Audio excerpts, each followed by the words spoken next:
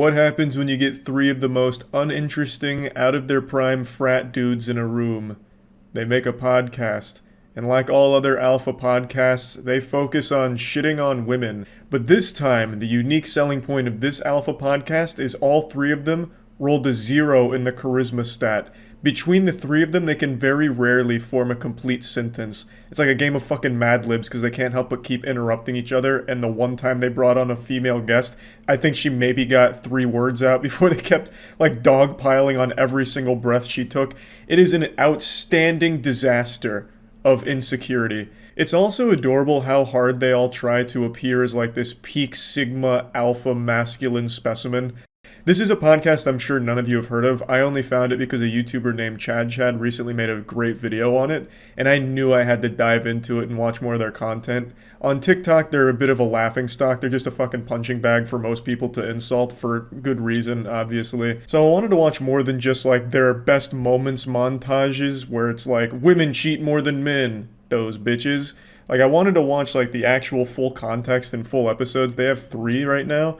But it was so hard to watch them because every time they try and speak, it's like a kid who gets called on in middle school to stand up and read in front of the class and they're nervous. They just drone on and on, getting lost in their own sauce, forgetting what they were even talking about. They just keep fumbling over words and they just keep placing new filler words in there and it makes no fucking sense. It's like, I have no mouth and I must scream some dumb shit, but they just can't do it. Let me show you. Yeah, plus like too, when you're in that bracket of fucking really financial, I'm not, but one day I will be, when I'm in that bracket of like being fucking rich as fuck. Right.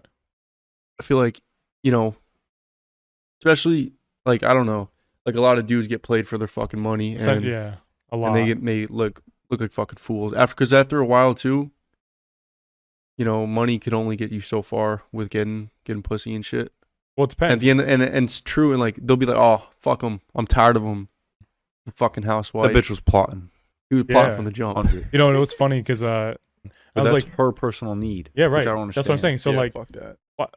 why are you gonna use my money that I fucking made to do something? Yeah. If you want money, you ask for it, and I'll gladly give it to you. Yeah, Because I don't want you sneaking money out the We're financially fucking way better off than most. Yeah, yeah. But, yeah, just don't like fucking. Yeah, I fucking agree. But like, This was from the timeless classic, Women Cheat More Than Men, their biggest episode and a real hit.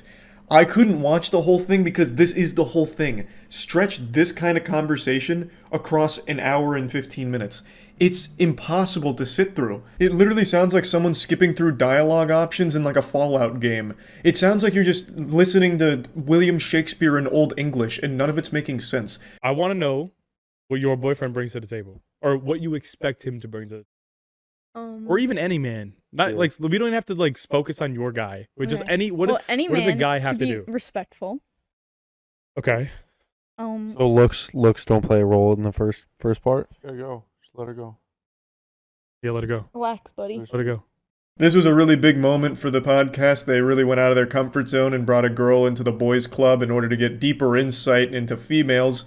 Unfortunately, she wasn't able to really speak that much because the crew didn't really like when she'd talk. So like right away they just ask, what do you want in a guy? And she says respectful. The fucking room goes silent and one dude's like, so looks don't matter then, huh? Like he gets so deeply offended off rip. All 3 of their minds were blown. She said respectful, and one guy just, his whole soul is crushed like, what about looks, huh? What about looks? Are you lying to me? You crazy fucking harpy, huh? You come onto my podcast, you old battle axe, and you're spreading fibs? No, respectful doesn't exist. Not even a real word, not a thing. Looks, that's all that matters. That's what I've read on the forums. Don't fucking lie to me again on my own show. I say, if my wife lets herself go after I have kids with her, if I'm going to tell her once, if you don't get your shit together, I still want to be sexually attracted to my wife, my spouse. But if you even can't girlfriends. do that, girlfriend too, if you can't do that, I'm out. All 3 of them are pretty dumb, but this guy right here is like the superstar imbecile. Every time he says something, it's the dumbest shit. He was the guy that immediately got offended when the girl mentioned the word respectful. It was like a fucking vampire getting hit with sunlight when he heard that. He just started like melting and like in pain. All he cares about is looks and pussy, from what I gather. That's his whole personality. And anything that challenges his belief that looks are the only thing that matter in the world, he takes great offense to. So this video they disabled comments on because they were getting clowned on ruthlessly.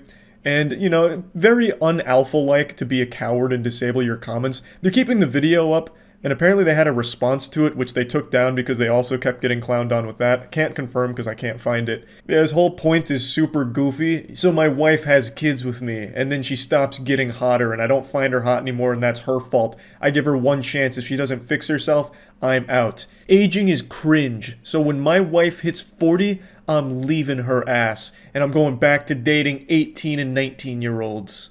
I've been mentally checked out of my last relationship for so long. But I don't want to Before say you broke up? Yeah. I, But I Another didn't. point. Goes the fucking show. Another point. No, but it Another doesn't point. say anything. Hold No, up, it's hold not up. like anything bad. But No, it's no, like not after you. Hold everything up, I'm I've gonna been let you through. finish your point. And I'll let you finish your point. Guys at home watching, if you're fucking, once you'll know when your girl's mentally checked out, Yeah. and when she's mentally checked out, she'll entertain any dude. I'm not saying you. There's always exceptions to the rule. I'm saying they'll entertain dudes. They'll fucking even cheat on you. They don't give a fuck because once when their mind's gone, the vagina still could be there. But once when the mind's gone, the heart's gone, they are done. There's no coming back from that. So like, you know. Oh my god.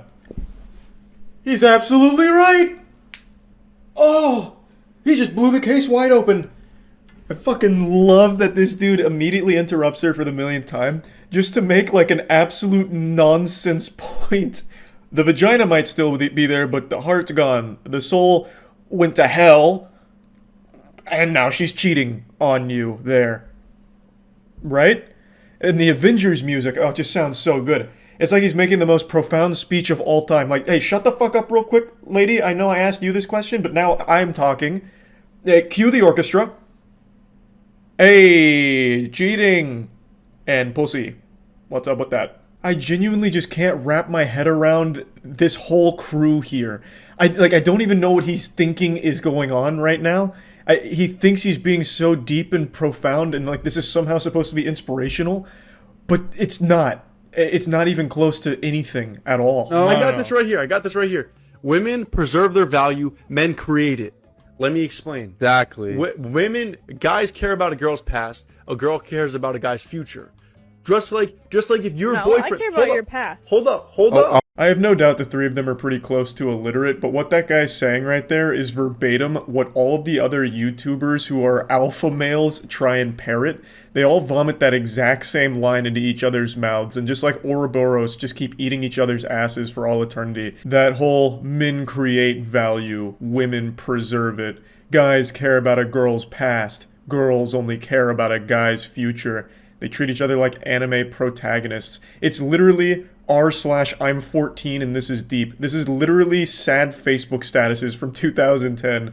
It's very clear that this guy in particular was very deep into the whole pickup artist community or whatever, because this shit is the exact verbatim shit that they all said in their seminars. I've watched a lot of those on YouTube nights on stream because they're really fun to laugh at. And to a certain extent, I do feel bad for this guy because he got fed this so much that now he's adopted it as a truth and the cycle just continues. hot topic. Very hot.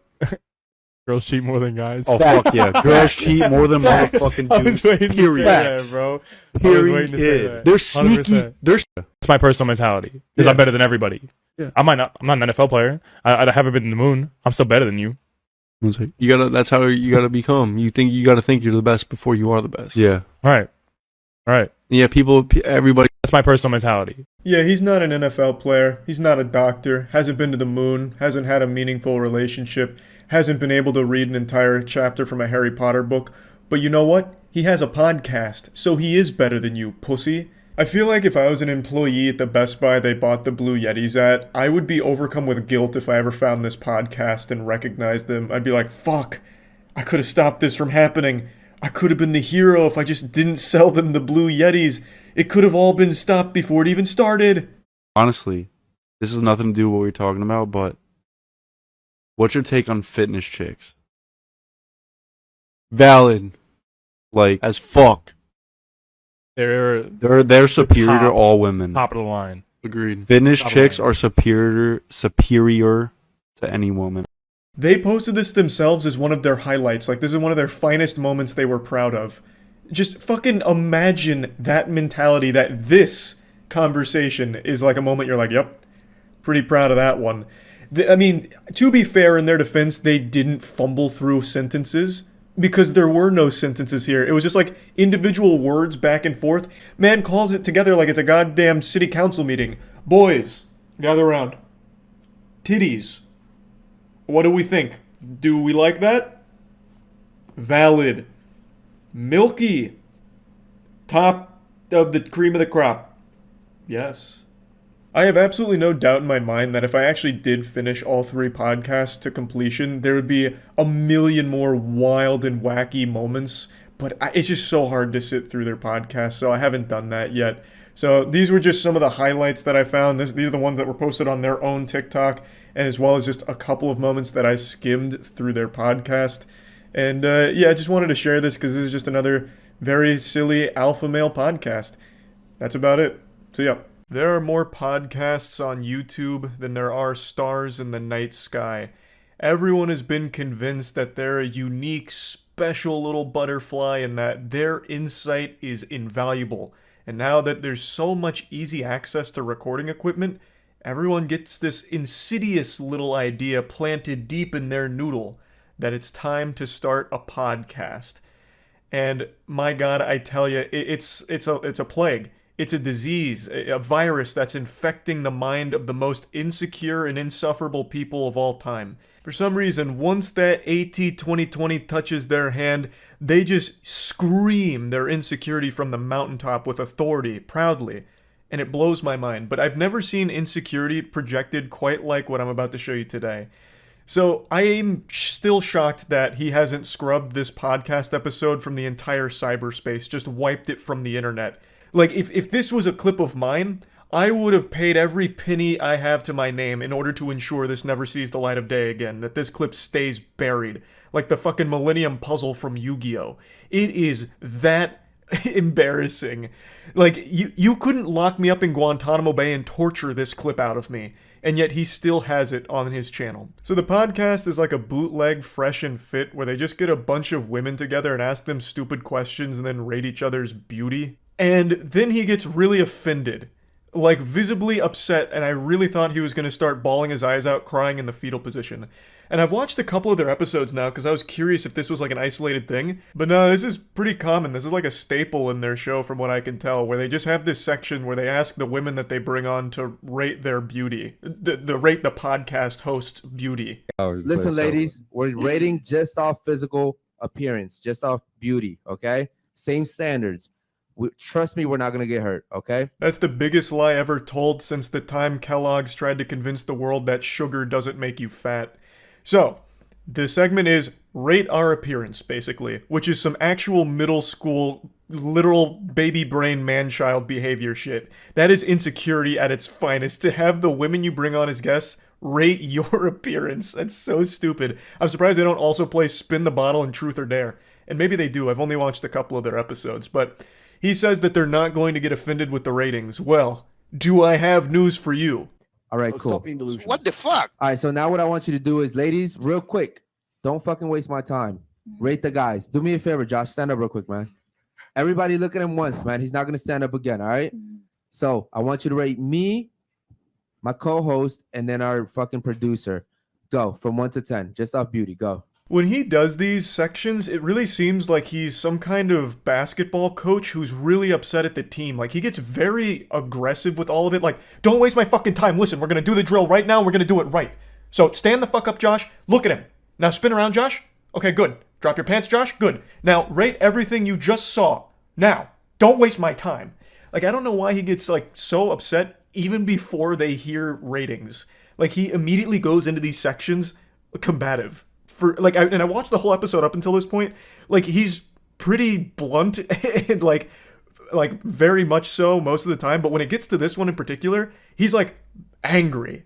Like, even before anything happens, he's already angry. Speaking to the fucking mic. I would rate you. First you're rating me, and then him, and then Okay. him. Go. I'll rate you a 7. All right, what is he? I'll rate you an 8, All right. and I'll rate Josh an 8 also. Okay, what about you? Go. I would rate you a 8, Okay. 9. Okay. Come on, he just fucking stood up, bro. Like, come on. I don't even know what he's getting upset with here. She only took like an extra 2 seconds to take another look at the guy. It's like he just lost a gold split in a speed run to this extra 2-second time loss. Like, it's not that big of a deal. I don't know why he's so on edge. It seems like he just really hates the guests that they bring on. Because when he's talking to his boys, he's like much more jovial and joking and smiley. But the second the conversation shifts to the rest of the class here, like the group of women over there, he turns into like a drill sergeant and starts getting extremely serious and loud. So I don't know why they even bring on women to this podcast when they don't even really want them there. And I also don't know why women keep agreeing to go on shows like these, because half the time it's them just like saying, you're not good looking and shit like that. Like right after this rating section of rating the podcast hosts go through and rate all the women. And they literally give them 2s, 3s, and 4s. And make sure that they know that the hosts don't find them attractive. So I don't really get why women keep signing up for this shit just to get insulted by podcast hosts, and they don't say anything or do anything.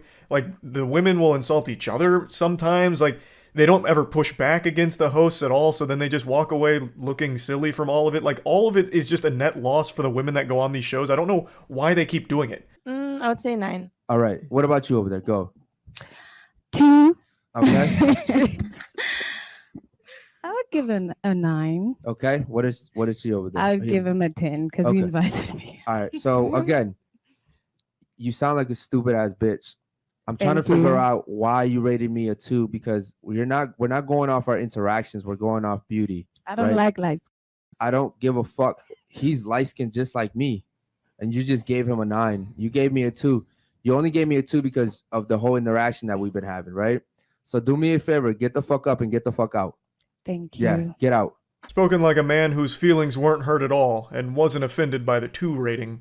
So he tries to justify it with, you only rated me a 2 because we had a disagreement earlier, which I guess they did, but even still, this is an extreme overreaction to getting rated a 2. The insecurity is palpable. You can fucking taste the salt here. So what the fuck? Stupid ass bitch. Make sure she gets her bag and phone too. Make sure she doesn't take the wrong fucking phone, dummy. All right, cool. So now, again. You can actually hear that lump in his throat start to form from all the emotion building up inside of him. Get out of here, stupid bitch. Hey, make sure she grabs the right phone and not someone else's phone because she's so dumb she probably won't know which one's her phone. Dumb idiot. She's real stupid. You're stupid.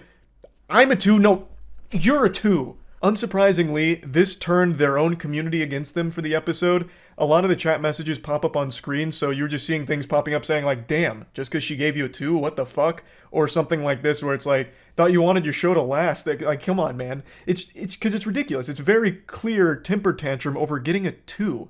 If you were someone that was actually getting pussy, if you were really slamming ham and glazing donuts, you wouldn't care if one girl didn't find you attractive or rejected you. You wouldn't care. You would laugh it off like a normal person. So one girl gives you a 2 and it shatters your whole ego and you publicly melt down about it? That's such a bad and embarrassing look. And he tries to justify it, like I said, by saying, she only gave me that 2 because of our negative interaction from moments ago. Just pure huffing of copium. We're just going off physical beauty, okay? Not what we've been talking about, not my fucking arguments, not on none of that, okay? I want you to rate me, him, and then him. Go. Can you stand up for a second? You didn't see me before the show?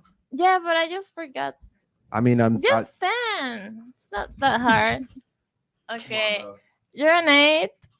God damn it, bro. Go ahead, rate him. Podcast is now turned into like a hostage situation here. All the women seem on edge, and I actually just can't believe they didn't leave after that.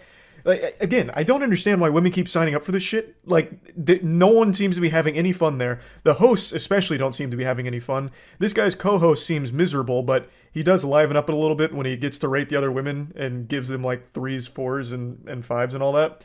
But it's just so awkward and weird. The only explanation that I can come up with, the only rational way of explaining this is that the reason women are signing up for this show or shows like it is because they're being paid for their time. So it's like an hourly wage just to go there and be insulted or bouncing stupid questions off of. That's the only thing that almost makes sense. Like, so they just come on here to play a game of grade my friend's appearance for 2.5 hours or whatever. I mean, really, someone summed up the situation really nicely in the comments. They said, podcast is called Unfiltered, yet kicks a girl out for her opinion. And that is just such a nice, concise way of breaking it down and the silliness of all of it. Again, I watched a couple episodes just to try and get like an understanding of the content. There's nothing there. Everyone seems miserable most of the time, or they bounce the dumbest questions around, and they always just do a grade our appearance thing, which, who wants to listen or watch that? Like, I as a viewer, let's say that I was a huge fan of this podcast, why would I want to keep seeing what women say about my podcast hosts? Like, why would I care? There's nothing there. There's no entertainment there, especially when one of them's super insecure about all of it, who's going to freak out if he doesn't get a 9. It just doesn't make any sense to me, so yeah, just wanted to talk about it a little bit. That's it. See ya. This is an embarrassing thing to admit out loud, but I've recently found a great guilty pleasure that I've been consuming like junk food. It's those ridiculously cringe podcasts where a few dudes, pseudo-intellectuals, bring on a bunch of women and have the worst debates of all time. It's a forsaken wasteland where normal thinking goes to die. A thunderdome of delusion. It is brain melting. It reminds me of those old PSAs for the dangers of smoking cigarettes, and they'll like open up someone's chest and be like, this is what your lungs look like when you smoke, and it's like yellow and oozing, covered in this like disgusting slime, and it's very fucking yucky. This is like that, but instead of showing you your lungs on cigarettes, it's your brain when watching this content, and it's fucking revolting. Like, it is actual brain rot, and I can't look away. And goes into a marriage and has kids when they're like 18, 19, 20. And then a year into the relationship, it gets really, really abusive. From who? Would you... From both. This is so rare. Anyone So really. rare. I mean, it happens. Go on. My point is, I'm just, yeah, even though it might be rare from what you guys think. It is. I already just find this painful. She's asking a very simple question and setting it up, talking about abuse. And already the dudes here are like, this is ridiculous. This is exceptionally rare. This is damn near science fiction. Abuse? Never even heard of it. That's like winning the lottery twice level of astronomical odds. Abuse is... It is very uncommon, very rare. As a way of trying to like kind of shut it down already, like, you're choosing something very fringe and outlandish. Abuse is, it's like a unicorn, it almost doesn't exist. But anyway, crazy lady, go on with your hypothetical abuse thing, or whatever you called it. It's just trying to downplay it, which I think is just cringe. If it would happen, what would you recommend for those people to do? Would they divorce, or do you want them to keep going in the relationship? Keep going. You can't divorce. I mean, that's not a real thing. You can like separate. See, his Catholic background shines through. He knows. You can't divorce. You can separate, but you can't actually divorce. That's not a real thing. Even though it might be like physically abusive. You got to endure. People are too. You want to stick in the relationship. People are just. See, I mean, look, people I'm gonna be nowadays honest. are just. Everybody quits. Everybody gives up. It's too hard. I'm this XYZ. This is why I'm special, so I can fuck up this entire situation based upon me being special. The clown puts himself front and center here. You're looking at the chief entertainment for this episode. Fucking discount Walmart brand Sal from Impractical Jokers here. His name's Jonathan, and let me just tell you, he's got some opinions, and man, oh man, are they a stinker.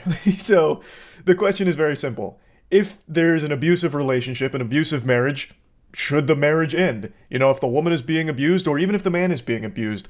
The woman who asked the question, her name is Melina, and she doesn't just make it exclusive to women getting abused. Men can also be victims of abuse, something that Jonathan heavily disagrees with. We'll get to that later on. But he is saying that, if it's an abusive relationship, you have to endure. This is the problem with snowflake society now. Everyone's such a pussy, so they'll ruin a marriage because they think they're so special. You absolute fucking troglodyte. It's not about being special, it's about not getting beat the fuck up in a marriage. There's no excuse for abusing your spouse, whether it's physical or mental. Like, it's the most... There is a right answer to this question. And the answer is yes, the marriage should end if it's abusive. 100%. Whether it's the woman or the man being abused, it should straight up end. There's no enduring. This isn't one of those situations where it's like, there's greener pastures once you get through a couple of the black eyes and broken bones. My husband may have beat the fuck out of me a couple nights ago, but he also took me to a really fancy steakhouse and I had an absolute bangin' filet. So, all of the abuse was worth it, and I'm a little happier today. It's ridiculous. This is honestly making me concerned. My heart is breaking for whatever woman he's in a relationship with. I'm imagining this guy treating relationships like it's Fight Club. If my partner can't roll with my knuckle sandwiches without crying about it and she wants to leave for it, well then good riddance to her toots. Jesus Christ, special snowflakes can't handle a few of my right hooks. Ridiculous. That's frightening. That is a frightening mentality, that you're telling someone to just endure physical or even mental abuse in a relationship and calling them like a special snowflake or a pussy if they don't. That's crazy. And also his cohort there, the goofball he's in cahoots with, who's like, man, divorce isn't real. Divorce is make-believe. It's hocus pocus. There's no such thing as divorce. Yes, if you're getting abused, you can't divorce, obviously. This is a wild episode. And the reality is people just haven't learned to endure. There have been hard times in relationship. I'm sure you guys had hard times in relationship. Any relationship has hard times. Okay. And it is what it is. You need to push through and you need to endure, because we're in this abused? Hold on. Because we're in this situation now, like where everybody's just creating this like super nuanced, like 1% example of like, well, what if the kid's transgender, black, and abused, and he's a Black Lives Matter supporter? Like, cool. Okay. Yeah. I get like that one minute but I'm asking situation. For anyone that might be in that situation, what would you recommend? Okay, endure. I'll tell you what. I'll tell you what.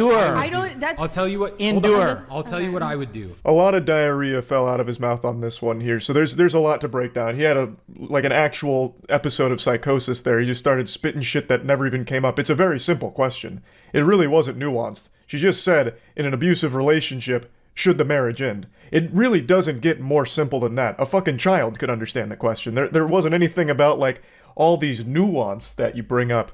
But anyway, Smash Mouth has his meltdown there for a second, but his message is still the same. No matter what, you gotta endure. You gotta endure the abuse. He even has the chutzpah to equate abuse to just a hard time in a relationship, as if it's just some little obstacle, little hiccup that every relationship goes through. Brother, abuse is not a hard time in a relationship. That is a fucking crime. That is when a relationship ends, should end.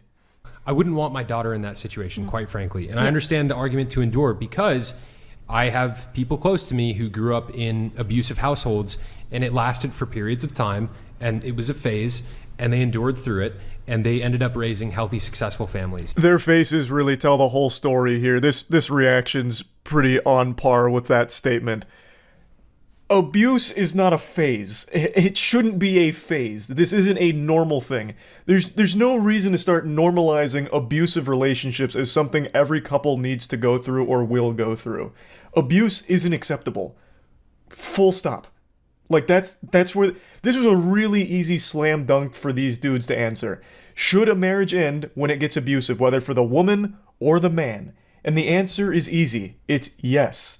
A relationship isn't something where there should be an abusive phase. If there is an abusive partner, that partner needs to seek legitimate help and get help for controlling whatever violent urges or impulses they have. But that doesn't mean that the other partner needs to stay in the relationship while they're getting that help. Especially not if there's children in the household, because not only is it dangerous for the partner, it's dangerous for the kid to be around as well. I think it's very simple. I don't think it's that nuanced. Abuse just isn't acceptable. Like, that's a super easy thing for a normal person to answer, but we've cultivated this culture online where everything needs to be like a debate, even on the simplest topics. Like, you just saw Smash Mouth have that meltdown, like, oh, you're getting into all this crazy 0.1% example nuance of abuse and then all of these other factors, like, out of nowhere, when that wasn't even what was discussed. It is the easiest black and white question. To an extent. So you would say that families. To stick in those relationships that might be abusive to everyone involved and a child, if there's a child. I'm not saying like, hey, stick in the relationship and get the shit beat out of you by your husband. I'm just asking you what you believe. I'm just telling you. Even if it's a small extreme thing, I'm just asking you what you think, if you should stick in that relationship or not. It is such an extreme example that I can't give a prescription for what other people should do. There is an element. God damn it, it's not even an extreme example.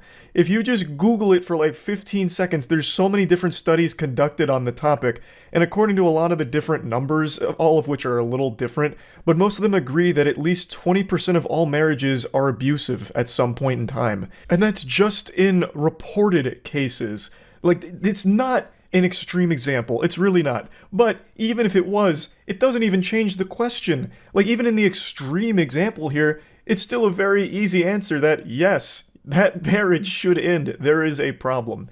Now, this guy here is trying to play nice with everybody, so he's like, oh, yes, even this goober over here talking about endure. I mean, there's almost an element of something salvageable of his point, when there's not. Like, there's no excuse. Like, you shouldn't be enduring abuse, like, under any circumstance, but he's really trying to give an olive branch over there for some fucking reason. But this guy is at least admitting, like, he wouldn't want his daughter in that. So he does outright say, like, yes, a woman shouldn't be getting the shit beat out of her in a marriage or relationship, and she should leave. He at least will concede that, whereas the other two guys still, for some reason, fight tooth and nail that, nah, there's really no reason to be leaving.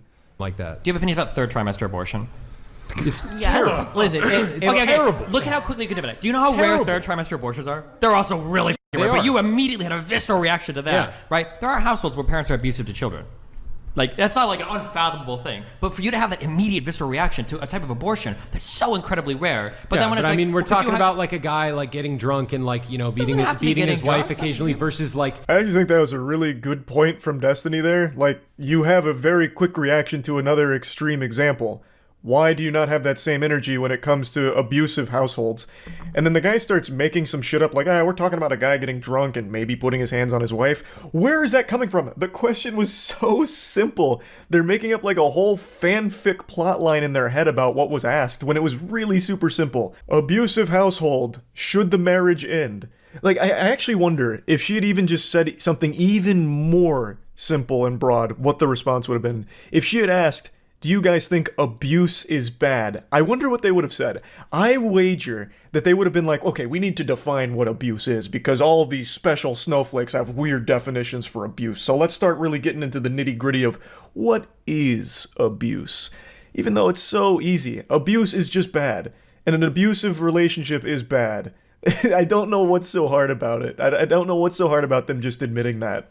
But well, okay, so let me ask you guys, in the Catholic Church, I know that there's like annulments for marriages and stuff. That was a mistake. Are there no exceptions for like if a guy is beating his wife constantly? No, there are, but now Or a woman could as well, right? Hold on. Well, there's also Yes, a she could, distinction drawn between if a woman's beating a dude, legal- Hold on, guys. Oh man, blubbery ass Jonathan there just got saved big time by the guy in the middle. He wanted so badly to say that if a man's getting beat by his girl, then he's a pussy, or he's like a weak bitch or something. He wanted so badly to try and get that kind of bravado out there. Sad to see that this mentality still exists somehow, that men can't be the victims of abuse. I thought we got rid of that stigma years ago. Jonathan's supposed to be a men's self-help guru? How? Actually, how? Divorces that are initiated by women, Brian? 78%. 80%. 78. 80%. 80%. And what percentage of those women have college degrees? Well, it jumps to 90% if they're college educated. Yeah. Real. Brian, please present the stats to the class. What percentage of divorces are initiated by women? 80%? Thank you, Poindexter, that's sickening. 90% if they're college educated? I rest my case. That's why I only marry 18-year-olds now. They're too young to have a college degree, thus they can't divorce me. What does this have to do with anything? Okay, so you don't want to marry college-educated women? You want to marry dumb women? Like, I don't know. What, you want to just marry a lobotomite sex doll? Cool, like, who cares? It doesn't matter. This has nothing to do with the core question anymore. It's gone fully off the rails and unhinged. They're so focused on picking apart divorce itself. So now they're spouting these stats and making each other mad. So one of the dudes is like, real. And then the other guy is taking a huge deep breath. Why, I oughta. Just hearing that number's making me mad enough to put hands on my spouse because she might have considered a divorce at some point. Like, it's ridiculous. This has nothing to do with what was asked. They are extreme. I agree with that. I want to ask like one more scenario, okay? Please. What about if I was giggling so fucking hard because you can hear, I'm pretty sure it's Jonathan go, oh, Jesus, when she says she wants to ask another scenario. why are you even here? The whole point is to communicate with the women, your guests, right? To ask them stupid questions and shit. Like, if you're so bothered with them talking, what the fuck are you even doing there? Two people get married, have a kid, and then the wife starts cheating. Do you think they should divorce? Absolutely. They should divorce then? Jesus himself But said. it wasn't Hold on. illegal. Jesus And you himself could like said. work things through, right? Jesus himself said in cases of adultery, divorce is So you permissible. think that divorce is worse than physical abuse? For the children? Or cheating, sorry. You think that cheating is worse than physical abuse? For the Sorry. children, yes. I actually let out a full belly laugh. So she brings up cheating and unanimously like, yes, obviously you have to divorce when the woman's being a whore.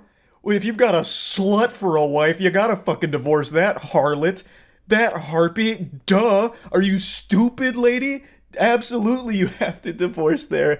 After they spent like 6 minutes about, well, actually, divorce is one of the most evil things that can ever happen. Divorce is unacceptable. Physical abuse, okay, abuse, you have to endure because you can't divorce. But then when it's cheating, it's like, yeah, you gotta divorce. Jonathan even says crucifixion is warranted. I'm sure he's just being exaggeratory, but he does point blank say that cheating is worse than abuse for the kids, which is a wild take. Both are awful. Your father beating your mother or your mother beating your father in front of your kid is just as damaging as one of them being unfaithful. These are both horrible things, both of which should end in divorce. But for some reason, they seem to only have a real visceral response when it comes to cheating. And then the guy in the middle even gets immediately religious, like, well, in the Bible it says, you know, when cheating's on the table, that's when divorce is absolutely necessary. Well, what the fuck? The Bible also doesn't preach for beating the fuck out of your spouse either. I'm sure you can also divorce in a case like that, so why didn't we get biblical when abuse was brought up? Why did we start trying to justify different levels of abuse and it might be a phase where it's going to get better after and this and that? Dude even wove a whole fanfic about like, we're talking about a man who gets drunk and maybe occasionally hits his wife. Like, what the fuck? Like, why are you making excuses for abuse and not for cheating all of a sudden, right? Like, and Melina even calls that out. She's like, oh, well, what about, like, working through it? Or, you know, maybe the cheating's a phase. And like, no, absolutely not. Cheating is the end-all, be-all. This is crazy. Like, I was absolutely howling with laughter when we got to this segment in the podcast. I think I'm not going to say this is worse. Divorce is worse for the children. I already said that if a woman's yeah. getting abused, yeah, I think she should leave. Like, Yeah. I mean, if it's a brief temporary thing, like What if it's mental abuse?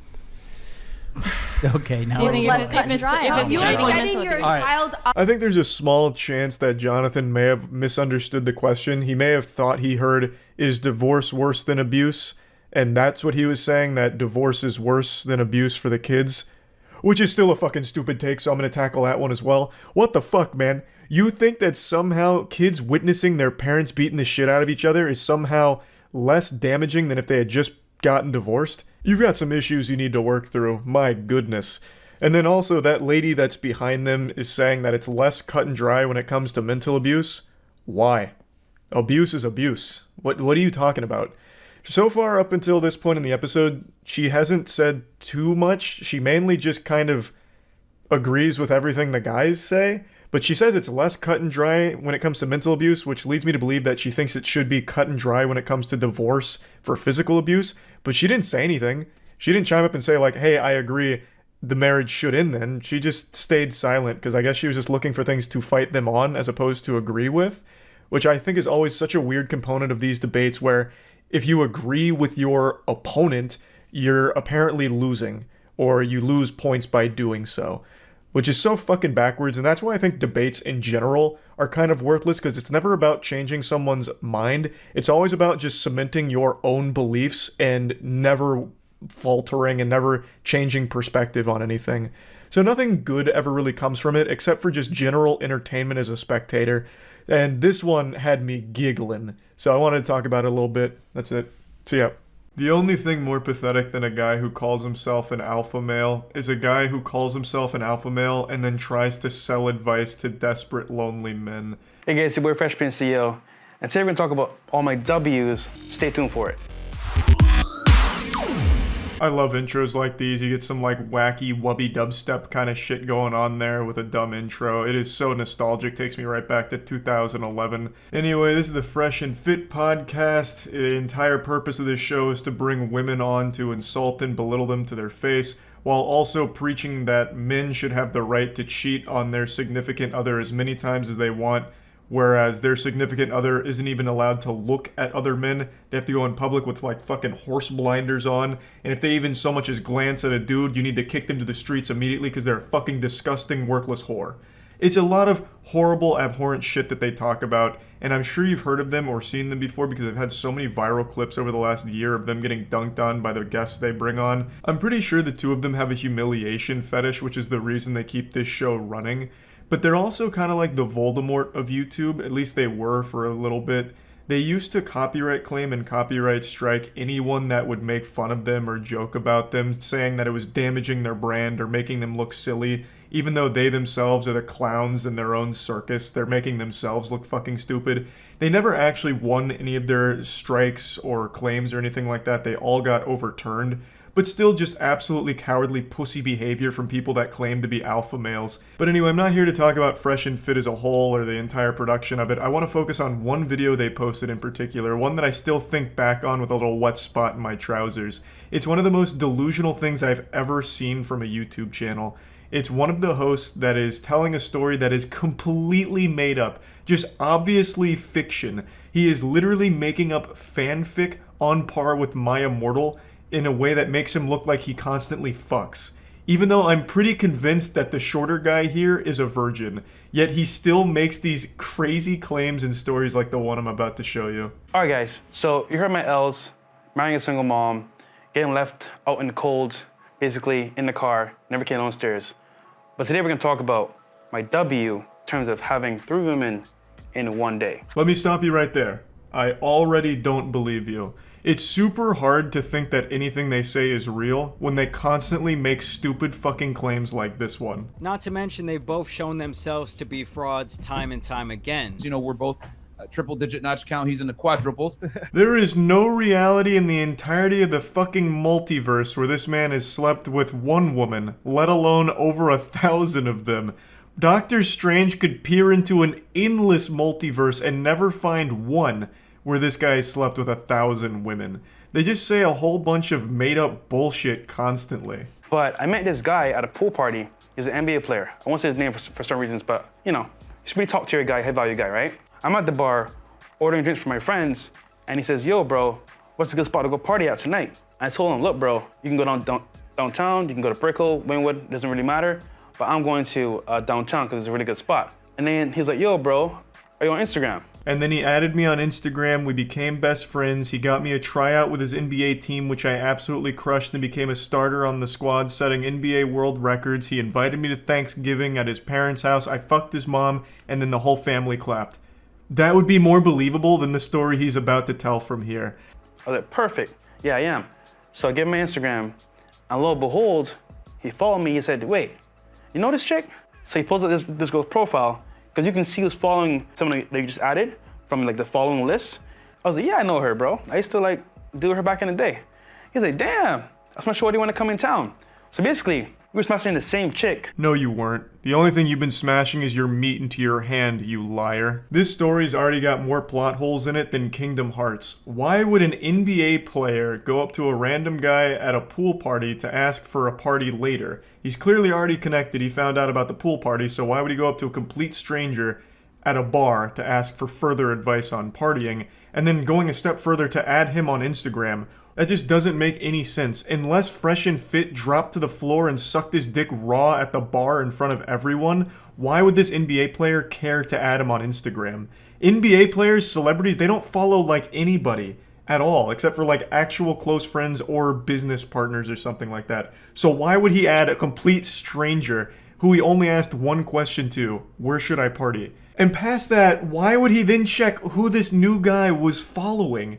Hey, pardon me, I couldn't help but notice that this girl that I'm piping is being followed by you. Are you that creepy stalker she has a restraining order against, or like what's the deal there? Are you guys friends? Oh, you guys used to fuck too? Alright, fist bump. We just became best friends, let's go. So he's like, "Yo, dude, you know what?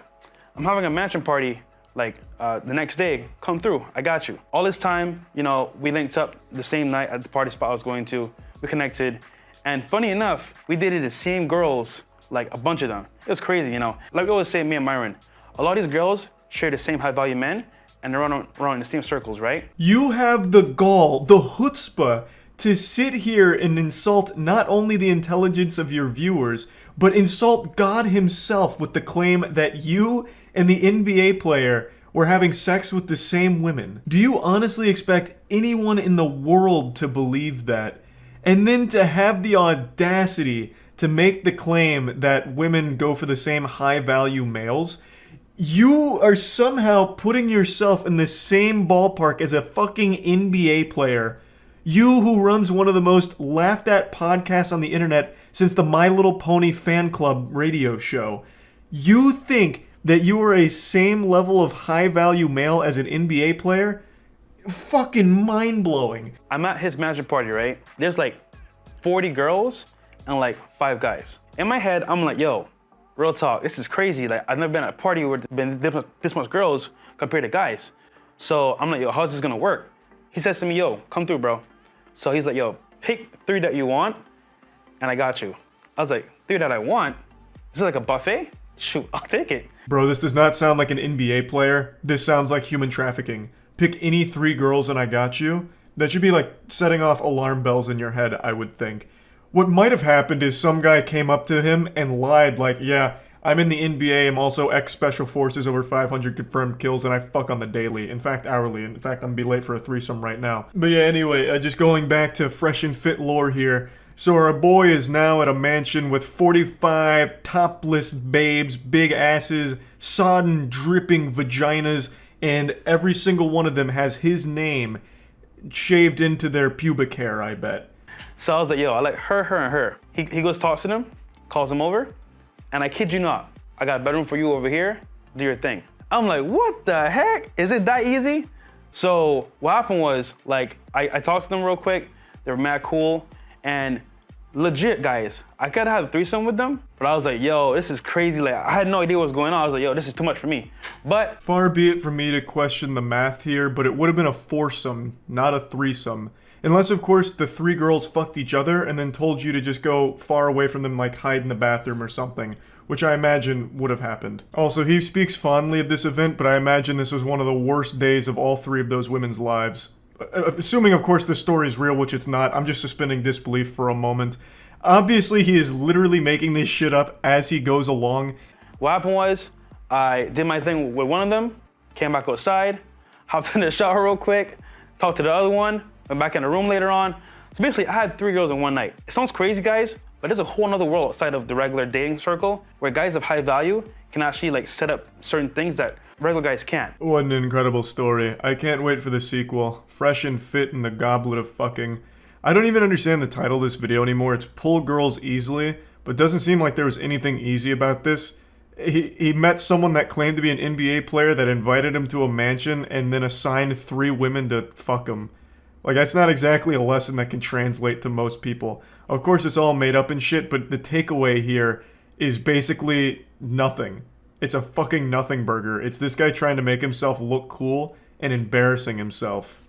So translate that into like my own lifestyle. Now from Instagram, I say, you know what? I can have 3 in one day. Why can't I do it myself? Learning from Deals on Demand that you guys are gonna learn if you bought the course. We're gonna re-release it soon, coming up maybe like next month. That whole setup there can be done for yourself through Instagram or dating apps. How is me buying your course going to help me fuck 3 times in one day? Is the course just that NBA player's phone number for his mansion of sex? Like, there's just nothing you can really teach from this story you've told here. Nothing translates. There's no lesson. You picked 3 girls that a guy then instructed to have sex with you. And it never happened in the first place, and I hate that I keep suspending disbelief for even a fraction of a second to entertain the idea that this happened in reality, when we all know it didn't. But even still, what is the takeaway? There is nothing that happened in this whole video that could help some lonely guy at all. You can take L's all your life, you can take W's, but the point here is that like, you can have whatever you want in this life. You made that choice. So for me, I was at a point where 3 a day was easily done through Instagram, and that's what I did. But even in this fantasy, that's not what you did. You didn't set up 3 girls in one day through Instagram or anything like that. A guy did it for you. He fucking told them to have sex with you. You didn't talk to them through Instagram, you didn't get to know them or anything like that. even in their own stories, they can't help but just treat women like objects. Like, yeah, he gave me 3 women to fuck. And that's why I'm the king of Instagram dating. Like, what are you talking about? It's so fucking wild. It's incredibly embarrassing. I don't know how they can post things like this and not feel any amount of shame. But anyway, I just wanted to talk about this one, and that's about it. So yeah. I just found the toughest guy on TikTok, the CEO of the Salty Spittoon. He told an inspirational story that I happened to stumble across, and I'm not gonna lie to you, sports fans, it's something I really needed to hear. That point on, my dad knew he couldn't take on. Now I was 13. He picked up a stick, a wooden stick, and he went to hit me over the head. And I did this, and it broke. And then I took it out of his hand, threw it on the floor, kicked him in the leg, picked him up, and threw him on the coffee table. Coffee table broke in half. Yeah, that definitely happened. And everybody clapped. This kid Rex Kwandota's father threw a coffee table like it was Mankind McFoley through a WWE table.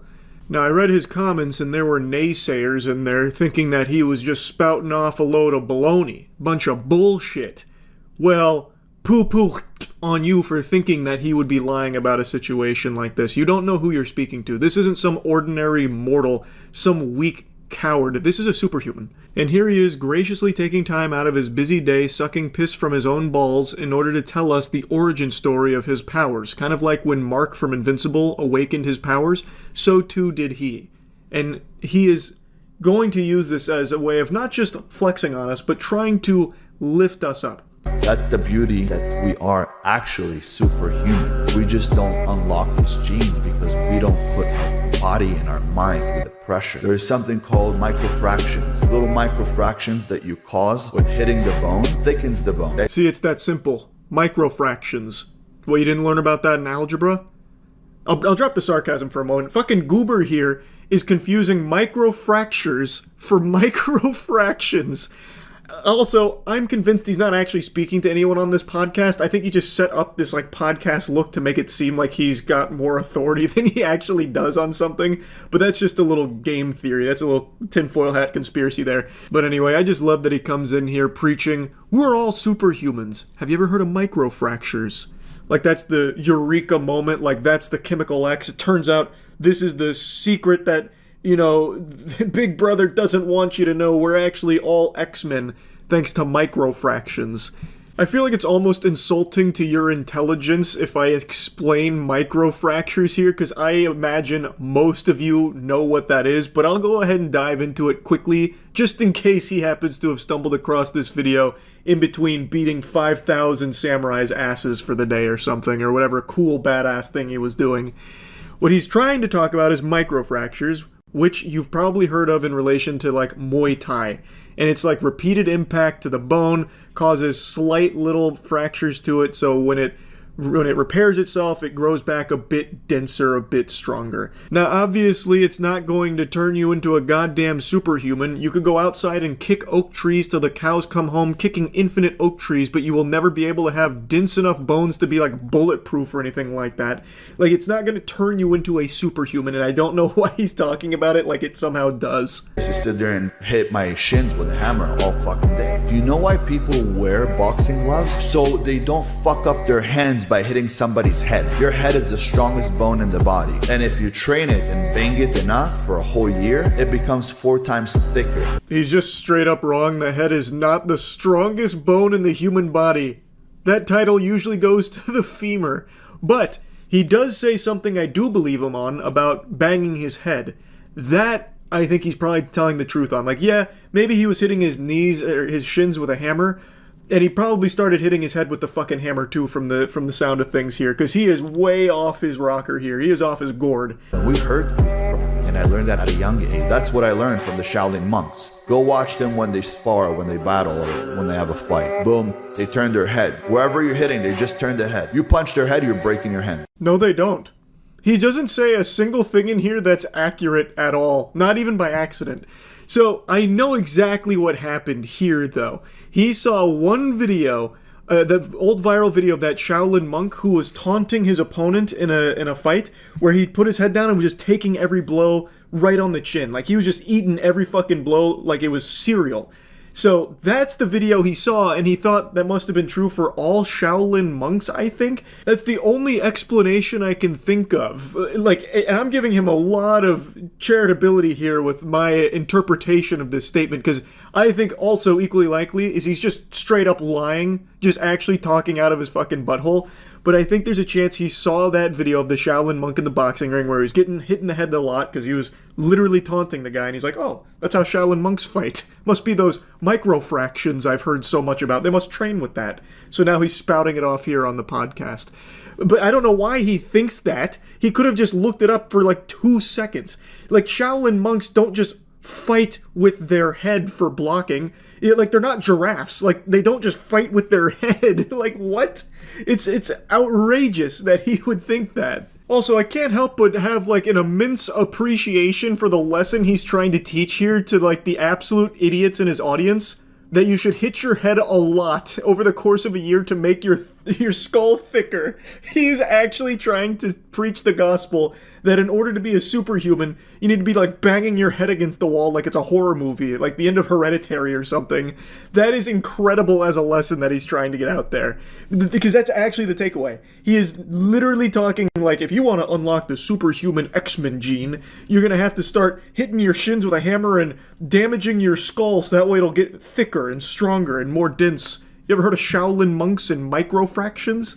That's an incredible lesson for him to try and teach on TikTok. That's amazing. I come in to kill you. When I punch somebody, I don't punch their head. I'm imagining my fist going through their head, to the back of their head. Their head gets stuck here on my elbow. That's how Bruce Lee used to do. And who was like that? Mike Tyson. He comes in and when he punches, why do you see everybody's head flying? Because he tried to put his fist through the guy's head. That's why every single punch you see people fly. Look today, all the knockouts that are in the UFC. Somebody kicks him, he does a slap kick. Chin, boom, boom, boom. Guy goes down this way. Mike Tyson, Bruce Lee, it's a different punch. Hey, can't argue with that. When this man throws a punch, he's turning your skull into body armor for himself, locking it in like an elbow pad. That is, of course, assuming you haven't trained your skull with sledgehammers for the better part of a decade, because then even he would be powerless against a skull that thick. You'd be looking like Sheen out of that episode of Jimmy Neutron when he gets really smart and has that huge brain. But yeah, I just think it's really fun listening to this guy talk about how badass he is. It's so cool. I punched through their skull and then their head's locked on my elbow. I end up looking like I'm out of Mad Max. I adorn my body with decorations of viscera and body parts. It's so fucking good. Belgian horses are the biggest and the strongest horses in the world. Each one could pull 12,000 pounds. If the two of them are put together, how much weight could they pull? Together, they're pulling 24,000 right there. By math, if you do it right, they're pulling 24,000. When you put two alpha males, Belgian horses, together, they could pull 36,000 pounds. Math can never calculate the potential of an alpha. Also, the AI art he uses for all of his videos is fucking mind-boggling. Yikes. Horrifying. But you're gonna find this hard to believe. He's wrong again. So, this is actually something a lot of other influencer alpha males mention about the Belgian horses as an example of how strong brotherhood can be. They're able to punch way above their weight class, beyond what you would expect given, you know, the numbers here. And it all stems from something called entree leadership from someone named Dave Ramsey, who gave this Belgian horse example when it comes to synergy. So, Belgian horses can pull up to 8,000 pounds individually, not 12,000 like Goofball mentions. And Dave Ramsey saying when you put two together, they are able to actually pull under like optimal conditions, trained together. They can get up to like 30 or even 32,000 pounds that they can pull together through synergy. Well, our guy didn't quite understand that. He couldn't get the numbers correct, and he was trying to spout out an idea that's not his to begin with. I don't think he read Dave Ramsey's book. I'm starting to wonder if he's literate in the first place. Instead, I'm sure he saw some of the other influencer alpha males that have butchered that book excerpt, and he just tried to call upon that and got it wrong. It's because one pushes the other. If you guys work together as a team, like two Belgian horses, you'll be able to pull a lot more than you're pulling on your own. Yeah, I like that. It's amazing that when you see brothers really work as a team and understand that nothing can break you, which means if I separated you and I took you in a room, no matter how hard I would beat you, you don't give up your butt. Yeah. You don't break. Don't ever let a woman separate between you guys. Every single ex-girlfriend of my brother separated us, didn't want me around. When I was around, he was being more of himself. Brotherhood is the most important thing. Every single one of your brother's ex-girlfriends didn't want you around? And you think that's a problem with them, not you? Like these women that knew nothing about you at all, like they didn't have it out for you, all of them for some reason just didn't want you around, and you don't think that's because you're a fucking weirdo? Or maybe I'm just talking crazy. That's clearly not the lesson to be learned from that experience there. Obviously not. It all ties back to Belgian horses, actually. Anyway, though, I really enjoyed going down a little bit of a rabbit hole on some tough guy TikTok content, so I just wanted to talk about it a little bit. That's it. So, yeah. Alpha male content creators get more wedgies than the men that they're trying to scam. They get made fun of almost as much as bronies used to back in the day. And right now there's a new clown that everyone is taking turns shooting spitballs at, and I had never heard of this alpha male before, which is extremely rare, like Halley's Comet. Because when it comes to alpha males, I treat it like I'm Professor Oak. I'm obsessed with it. I'm studying them. I'm going out there into the field researching them. Yet somehow this gold mine slipped under my radar. Here are 3 weird signs that no one thinks you're attractive. Number 1, you have to wait in line wherever you go. People tend to let attractive people skip lines. No, they don't. Not even in your wildest dreams is that a normal occurrence. Very few souls on God's green earth are going to let someone cut them in line just because they're attractive. Like maybe there's a couple isolated cases where some virgin goober who used like an Ask Reddit thread looking for advice on how to break the ice with a girl might let her like cut in front of him at a coffee shop or something in the hopes that maybe it'll spark a conversation, he'll get her number and they'll get married. But that's not normal. Attractive people don't just get to part the seas like Moses anytime they walk into a Chipotle. Like, who even hears that and believes him? That's never happened to him, I promise, and it doesn't happen to anybody. Whether it's at Chipotle, when you go somewhere and you're an attractive person, people tend to give you more favors. If you're not getting these kind of favors from people, people don't think you look that good, bro. I just can't picture someone who sits down and listens to that hogwash and like seriously reflects on it going, damn, now that I think about it, no one's ever let me cut them in line randomly, all because of my Adonis-like figure and great looks. I guess I'm really just not good looking. This is something that clearly happens for beautiful people. Fucking cartoons don't even have that happen. Number 2, women never buy you expensive gifts. When you're an attractive guy, women tend to buy you things of real high worth. The better you look, the more women are willing to go above and beyond to show that they appreciate you. Jinkies, this guy thinks that being attractive is like a cheat code in a video game. Like everyone just gives over all of their loot to you because you've reached max charisma. Like you just stand at the Grand Exchange in RuneScape and people are just giving you all of their items or some shit. All just because you're good looking. What woman is going up to a stranger and giving him a Louis Vuitton bag because he's great looking? Also, why are you getting a Louis Vuitton bag? I imagine what happened here is he bought her an expensive gift and then told her to give it to him for the sake of this fucking stupid video. That's what I think was going on with that little scene there. I just love his mentality around it though. You might be ugly as shit if people aren't letting you cut in line and if they're not giving you Gucci bags. I'm just saying. Every time I go somewhere, everyone says, holy shit, he's beautiful. Everyone move! Move! Can't you see he wants to eat Chipotle? Clear path, move! He's so good looking. Go on. Also, throw your wallets at him, quick. He deserves more items. We have to shower him with gifts to show him how much we appreciate his good looks and he's gracing us with his presence. And number 3, no one ever tells you bless you. When you sneeze, as an unattractive person, nobody notices you exist. The more attractive you are, everybody's telling you bless you. Why? Because they think you look good. When you don't look good, no one trying to bless you. This technique is so advanced, I'm shitting my pants. I swear to God, I thought this was satire. I thought this was all a joke, and I thought it was kind of a banger skit, like a parody. But it's not. This is actually, he actually believes these things. This isn't a joke he's making. These are real videos, and this is his real whole personality. It's crazy. He truly believes that people saying bless you in public is an indication that you're good looking, and if someone doesn't say bless you, or if people don't say bless you after you sneeze, you must be ugly. Does he have a brain of like a 6-year-old? What? Just imagine that. Achoo! Get the fuck out of here. This ugly guy sneezed. He sneezed. Hey, that sneeze came from an ugly guy. No one say bless you. This guy looks like shit. He's got a stupid face. Fuck you. Boo. Boo. You're ugly.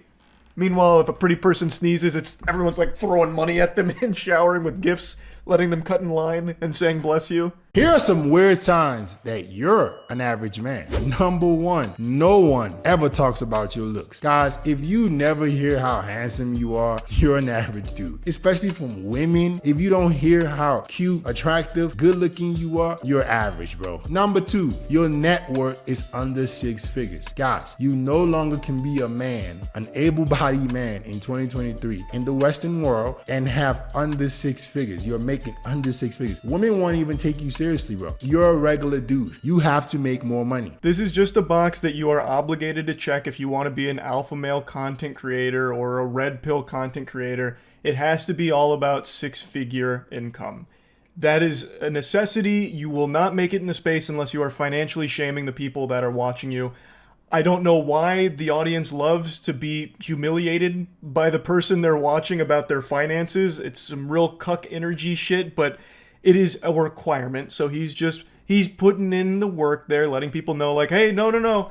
You gotta have 6 figures or else you're just an average cringe beta. And also, if women aren't telling you you're handsome, you're average. Mom tells me I'm handsome all the time, so I don't need to worry about that. And number 3, you don't have abs. Every single man should be between 10 to 12% body fat. Being in great shape shouldn't be a choice for you. If you don't have abs, bro, you're pretty average. It's like listening to a teenage girl describe what she thinks a man should be after watching Twilight. It's so embarrassing. Anyway, though, he speaks about being average as if it's the worst thing in the world, like this unforgivable sin. And that's just a sign of the times where everyone thinks that you need to be like the special snowflake. Everyone's got to be like the most unique Sigma grinder, or else what's the point? I just find that to be so pathetic. He is an average guy. This is not a guy who's going in the street turning heads. Very few people are. And there's nothing wrong with that. Don't let him convince you otherwise. People aren't letting him cut in line. There's probably plenty of times people don't say bless you when he sneezes in public. And I promise you, sodden panties aren't dropping when he mentions his net worth to women. He even posts some videos of him out in the field talking to women, and they are damn near unwatchable. He has the same amount of riz as someone on Discord does in a Valorant server. It's rough. Like, I've got to show you this one. Where you heading to now? I was actually gonna go to the mall. Okay. Yeah. You seem like a cool person. Yeah. Well, we should hang out. I have a boyfriend. Okay. No worries. Thank you. You guys to rate my body 1 through 10. I guess about a 10. And you? 8. What do you think I need to work on to make it a 10? It ain't nothing you can work on. You just short. Yikes. Oof. That comment about being short hits me right here. 5'6" gang. I feel you, brother. That's rough. But the first one is about like how to handle rejection. In his credit where credit's due, in his defense, at least he wasn't like a lot of the other alpha male weirdos that just keep pushing and pushing and pushing and don't take no for an answer. At least after like the painful 60 seconds he spends of just absolutely hammering this poor woman with tons and tons of questions, he at least just bows out respectfully like, oh, okay, no worries. After just wasting a minute of her time just asking nonsense questions for the sake of his video. I spared you a lot of that misery. I couldn't help but leave in that last little tidbit where he dropped the actual iconic line of, "You seem like a cool person." That is verbatim what every trash pickup artist ever has said on camera. And it has never ever worked ever. And never ever will. It was pretty bad. Anyway though, he's not playing a character and these aren't satirical. His whole life and his whole career revolves around his physique and his looks. He's a narcissist. When he jerks off, he's probably not even coming from whatever video he's watching or whatever he's stimulating himself with. He's probably coming to the fact that he gets the honor of touching his own penis. Like this guy, everything he says and does is all about his own interpretation of his beauty. And he tries to impart that onto his audience and tries to give them advice to guide them down his path of what he believes it is to be a beautiful man. And it's very odd. It's so weird. I actually went to his channel and he was streaming at the time. And he has a lot of content where he just has men call him and he'll rate them and try and improve their looks. So he tries to turn these dudes into better looking men in his eyes. Like, well, I wouldn't fuck you like that. So here's what I would do to help you get to a fuckable point. And I actually tuned in for quite a while. There were a couple of moments where he offered like legitimately good advice in between kind of like shitting on a couple of people, but he did sometimes offer like advice to people that were seeming a bit lost on things, which was cool to see, but then it was sandwiched in between just making fun of the person and offering dog shit advice. I do think there is real value in sometimes having someone come in and just be blunt about things that you might want like a second opinion on, like, hey, I'm not exactly sure if this hairstyle is working, what do you think? And just having someone be kind of honest about it. I wish someone would have done that for me in high school when I shaved the sides of my head but kept the top long so it was a fucking reverse rat tail. I looked like some kind of crazy villain out of the X-Men. But I'm not convinced he's the fucking oracle people should be going to get answers to all their questions or get advice from. It's a real mixed bag, and it seems like most of the time people just end up being the butt of the joke for him and his chat, as opposed to trying to actually offer legitimately good advice. But the point is, his whole identity online is revolving around being a narcissist and trying to be like the alpha male presenting to other men to try and like give them advice and put them on the path of alpha, which is so cringe. This is how you sit like a fucking man. You don't sit with your legs spread open. You don't sit with your legs crossed. You don't sit hunched over. You sit up straight. Legs are shoulder width apart. Back is relaxed. Shoulder blades are relaxed. You don't sit like you're scared. You don't sit scratching your head. Little things like this, guys, affect how people treat you. If you're at a meeting or you're on a date with a girl and you like this or you like this, she's gonna be like, who is this little girl? Sit like a man, comfortable. You're gonna look like one. Sitting tutorials? Really, brother? You know what a man doesn't do? Teach other men how to sit. Try and preach about how a man should sit. What the fuck? No, you don't sit like this. You don't sit like this. You don't sit like this. You don't sit like this. You sit like this. And you sit like this. And you sit like this. And then you sit like this. And then maybe you sit like this. With a little bit of honking. And then women are going to love you. And then they're going to let you cut in line. And if you sneeze, everyone's saying bless you, I swear to God. And it's all because of how you sit. It is possible to make your junk bigger, bro. You just don't know how. There have literally been clinical studies that prove that using traction devices, lengthening devices can improve your size over time. The problem that men have is you don't know which routine or what to do to actually make it work. What I'm gonna say is improving your size is possible, but it takes a lot of time and you need to do it the safe way. I've been improving my size for over the last year and a half. I've helped other guys do the same thing. You can see their results as well. Please don't tell me you are giving men advice on how to make their cock bigger in Discord messages. That is so fucking weird. What? Oh, God. So I told you Jelking is back. Like, Jelking has made a huge resurgence. So he has a couple videos about making your penis bigger, like enhancing wee-wee size. And so he has like a couple of shorts about it. Brother, what? And he's talking about how he's been working on his size too, which is a huge self-report on that. That's telling me that you got a small wiener and you're coping with it a little bit. Like, man, why? This is not alpha anymore. It never really was in the first place, but Jesus. Giving PP enhancement size tips through Discord messages? What? Anyway, though, I'll stop yapping about it. It's just always so fun to find a new alpha male to talk about and joke about, so I just had to talk about it a little bit. That's it. So yeah. I'm sure you've all heard the expression, fake it till you make it, but today I want to take a look at what happens when all you do is fake it without ever making it. You end up like this loser we're about to take a look at today. A guy who has become a complete parody of self-confidence, but without any level of self-awareness. He portrays himself as an extremely successful, extremely rich guy that would have no problem at all stealing your wife right out from under your nose. It's beautiful stuff that he talks about. Take you, for example, and me, and we both pull up and we go to your girl. Odds are I'm gonna take that bitch. If you compared me to you, you're not gonna win that battle. Bro's out here rocking that man dark body type and acting like he for some reason be able to take your girl just because he rolled up in a rented McLaren. This guy's entire personality is money. He's like a real life Mr. Krabs, but with even skinnier arms. So he believes because he has money that he's entitled to women and women find him irresistible. You can tell by looking at him this was no jock in high school. This wasn't exactly the prom king. Yet he pretends that he is now. He talks about how successful his businesses are now. He has a 9-figure business. He has all of this money, though I don't necessarily take him at his word because I just don't believe a fucking word this guy says. So the next time you think that your girl's on lock, I got the keys to the castle, motherfucker. I have no doubt he spent hours trying to cook up that finishing line right there. The keys to the castle. Now, why I don't believe him about the success of his business is because the only thing he shows that's worth money is his car, the McLaren. He's made like 1,000 shorts about how much money he spends filling up a McLaren's tank, or how often he drives his McLaren, and that is the only thing worth a lot of money that he's ever shown, at least that I've seen. So that leads me to believe that it is 100% rented, or he really dumped all of his money into that one vehicle in order to portray himself as a successful businessman. He did a little house tour, and it's very humble living. It's a nice place, but it's not exactly like a super mega mansion you would expect someone with a 9-figure business to own. And he's not wearing a ton of ice or anything like that, and he's clearly a guy who loves to flex because he's always talking about his wealth and his success, yet the only thing you can ever see from that is that McLaren.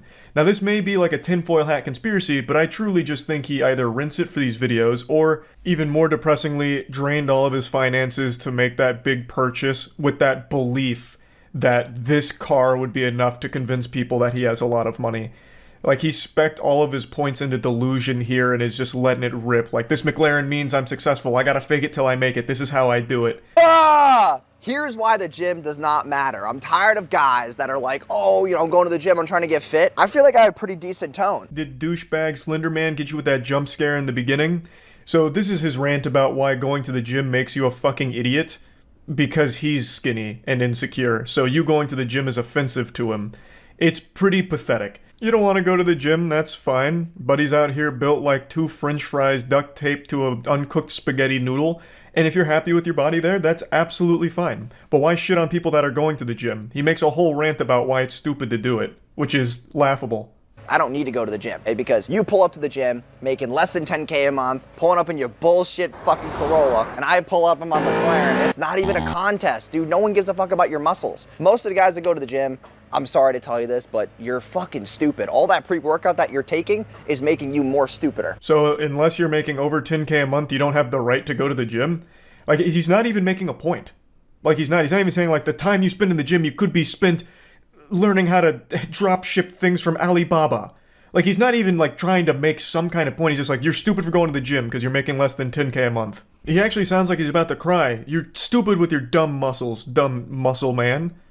Like, what in the crazy insecurity are you going through right now to think that this was a good idea? Here's why you gotta break up with your girlfriend if you're not making 6 figures a year. Brutal honest truth is that girls need a man who can protect and provide for them. If you're not making at least 10K a month, how the fuck are you gonna protect and provide for your girl? Man's out here boofing crazy pills. You don't need to be making 10K a month in order to protect your girlfriend. You have absolutely no meat on your bones whatsoever. The only foe you're equipped to handle is if the gingerbread men from Shrek tried to attack your girl, then maybe you could fend them off. But everyone above the age of 18 and weighing more than 100 pounds, it's going to be a tough tussle. And making more than 10K a month doesn't enable you to magically protect her better. If someone's making a ruckus and you're trying to stop whatever's going on, the amount of money you have isn't going to do anything for you. You can't just be like throwing money at it like, get away from her, you scallywag. She's with me and I make more than 10K a month. Here's money. Like throwing it all over the place to get them away. Like, it just doesn't make sense. It's just pure delusion. Now, I guess, like, he's not wrong. If you make more money, you can provide more, I suppose. But what the fuck does that have to do with anything? So if you don't make 100K at least a year, break up with your girl. It's cool that she's sticking with you right now because you're trying to build yourself. But at the same time, if some guy like me comes up and gets in the way, she's gonna choose me over you because I can provide more. In this feast or famine world, women will always pick the best case scenario because they don't want to get hurt. And you being broke as fuck definitely hurts. What hurts more than being broke is being broke but pretending you're not, like this guy. It's so... I don't know if he actually believes the shit he's selling or if it's only to try and get people to, like, sign up to courses or anything like that. I'm really not sure if he actually, like, loves the smell of his own farts or if it all is an act. I couldn't tell you. Either way, it's to further the goal of making money off the back of desperate people who see this and think that this guy is actually super successful and is trying to give them the secrets to success. It's all just another guru scam, but... I find him particularly entertaining because he's doing the bare minimum. He didn't even bother to invest in his own body to look the part, so he's not in good shape. He didn't bother to even really pretend to have a lot of money aside from that McLaren that he shows from time to time. And he's just saying things that other gurus say. And I don't know if he's actually found real success. I know he has quite a bit of botted engagement that I've seen online, at least as of everything I've been able to research from it. But other than that, I don't know if anyone even believes his act. I would be surprised if they did, because he's very bad at it. Also, just to explain why there's driving underneath his video, it's because it's a TikTok thing where everyone needs perpetual stimulation, constant jingling keys, so for any video where it's talking, they play like Subway Surfers or anything engaging a game underneath to keep viewers' attention. It's pathetic.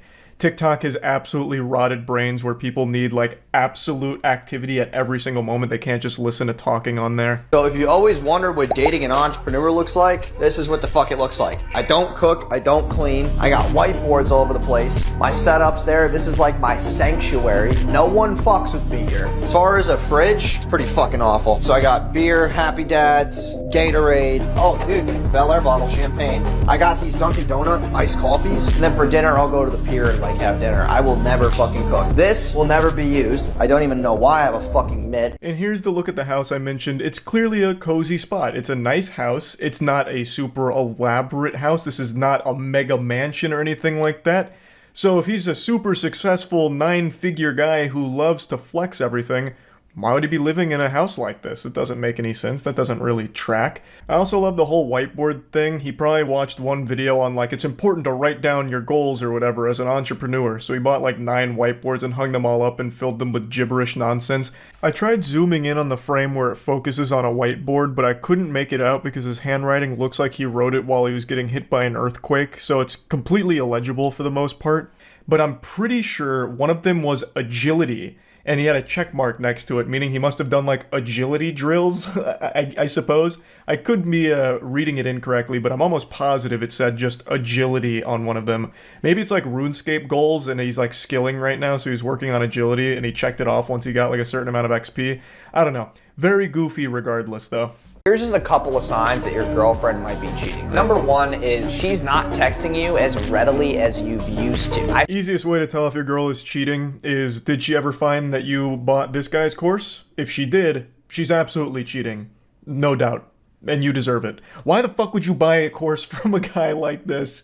It's so embarrassing. Like he actually just went to like WikiHow and just started copying articles on like how to tell if your girl is cheating, 7 life hacks for that, and then he just starts regurgitating them here. But anyway, I could go on and on. There's so many embarrassing shorts he's made, but there's no reason to just keep going over it. I just wanted to showcase some of his better ones here and talk about it a little bit.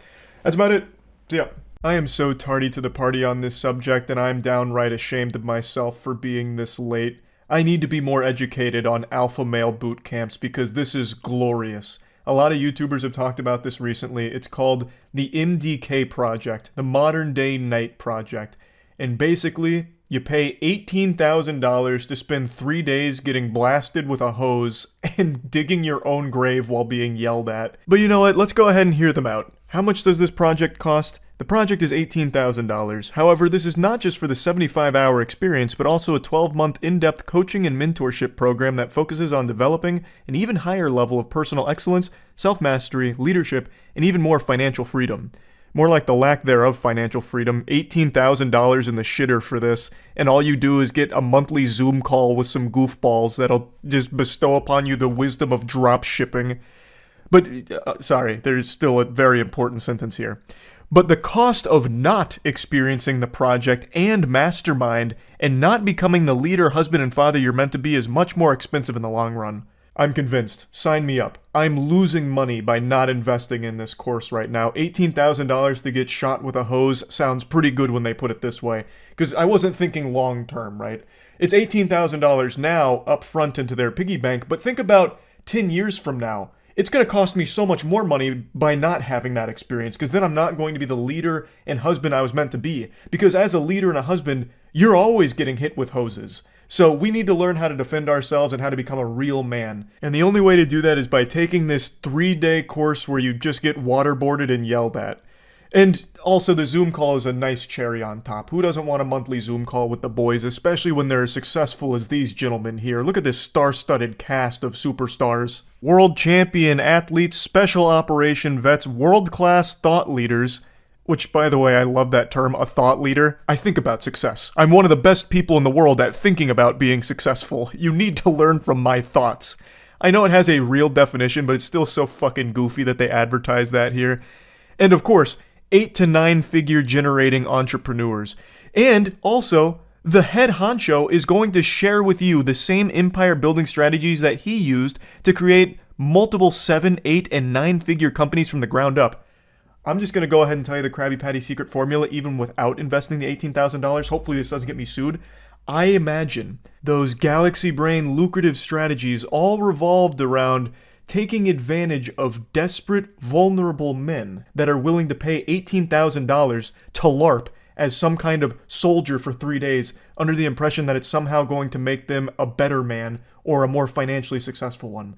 I'm just spitballing. I'm sorry. I don't mean to break the magician's code, but I think that's probably how he generates so much money, is by exploiting that desperation. These men are sadly the coin block, and he is Mario, constantly jumping up to pop a few extra coins out of there. He is selling to your insecurities, and you're buying in a big way. He's making a ton of money off of this shit.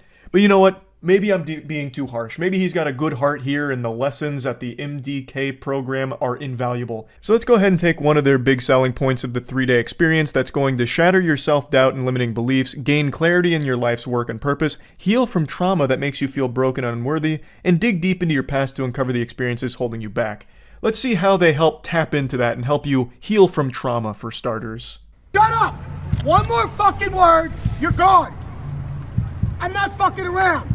Shut up, stop rolling your fucking eyes, stop asking for fucking electrolytes, and be a fucking man. I don't give a fuck what you do when you're home.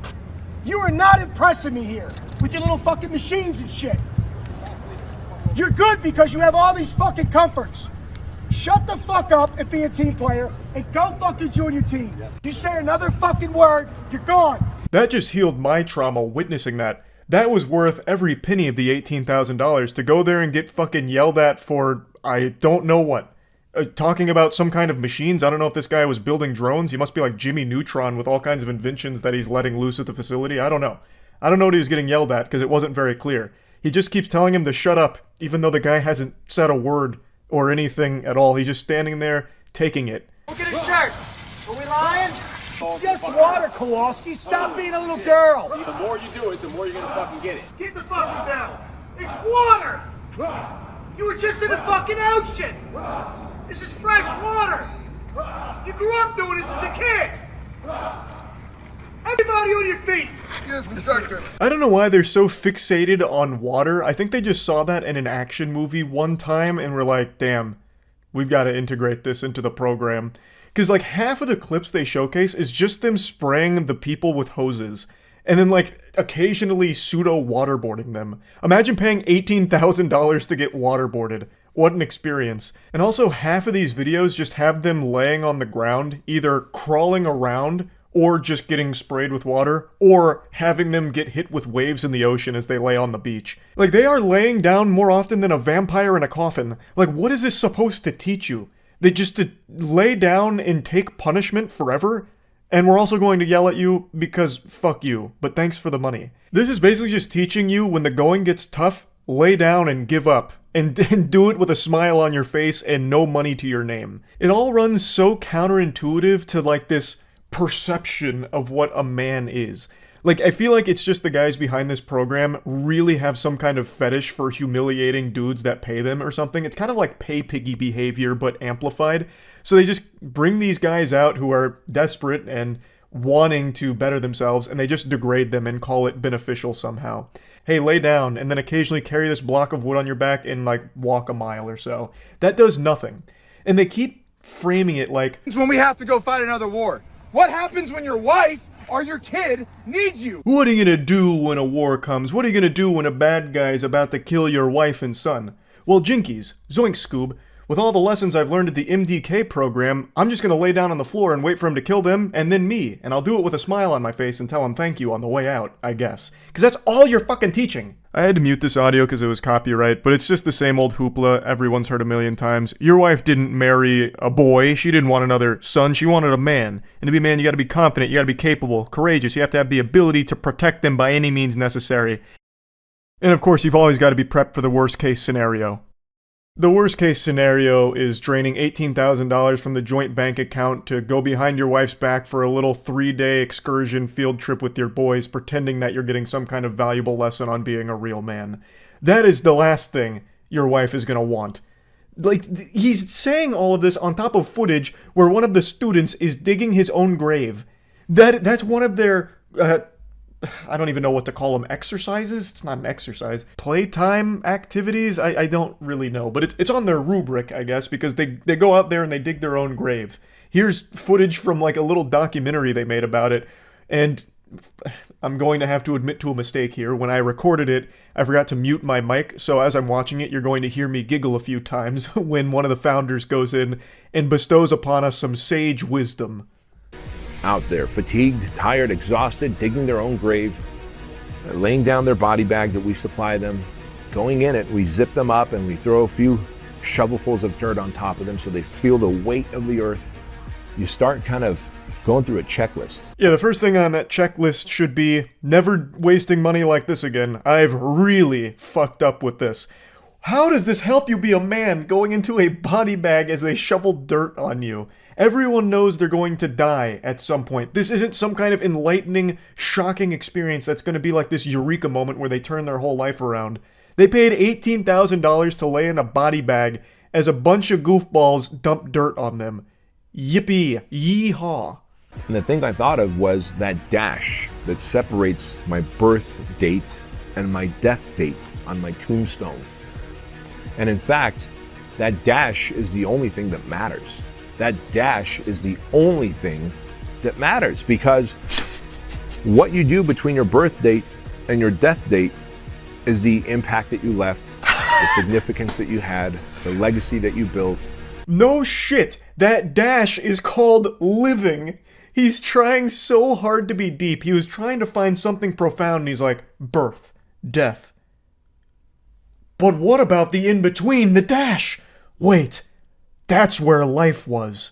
And that's where you start to think about your legacy. Like, obviously, oh my god, yes, that dash is when you were alive. You were born, you died, and in between, you lived. So fucking obviously that's what you're going to think about is the time you were alive. He is saying nothing. You were paying $18,000 to this malfunctioning chat GPT brained loser. Time's in your soul right now, gentlemen. Fucking paid for this. Want to be here. This is where you want to be. Put your head down and quit. Put your head down or quit. Get it back. Put your head down or quit. You know what? Stand up. Stand the fuck up. Hey, don't break your chain. Hey! This program seems more like it's mermaid training, like trying to teach them how to become fish people like Atlanteans. It's so water focused for some reason. It's like all they have over there, I guess. So here they're just laying on the beach, letting the waves crash in on them, and they like to remind them that they pay for it, just to further humiliate and degrade all of the students here that signed up for it. And then, of course, they're all locking arms because that's a sign of the brotherhood, I guess. They do that for a lot of their activities. So get up, but don't break the chain because that means you hate your fellow men or something. It's just so goofy. And sad. I legitimately feel bad for the people that are dumping $18,000 to do these courses because they are vulnerable men that are getting preyed upon by con artists. This is not anything that is going to make anyone more successful, stronger, or better. This is just $18,000 you wasted. Now, of course, it's not easy. I'm not making the claim that it is. But you know what else isn't easy? Getting waterboarded. But you know what it doesn't help you do? Be more successful. Just because something's hard and you do it doesn't mean that you benefited from it. You know what else was hard? When I sprained my ankle and then still decided to play basketball anyway. And you know what? I played the worst game of basketball of my life. I shouldn't have played in that game. And that's a lesson I learned. Like, hopefully all of these students will going forward, that what they experienced wasn't easy. Getting blasted with the hose, being pseudo-waterboarded, endless amounts of just nonsense, just to be uncomfortable for the sake of being uncomfortable, accomplished nothing, and did nothing to improve their life. They just wasted money. And there's so many courses and so many guys just like this that keep exploiting these insecurities right now to make money on the back of men that are just really trying to find ways of bettering themselves. It's fucking tragic, honestly. It really is rough. So, I just wanted to talk about this a little bit. That's it. See ya.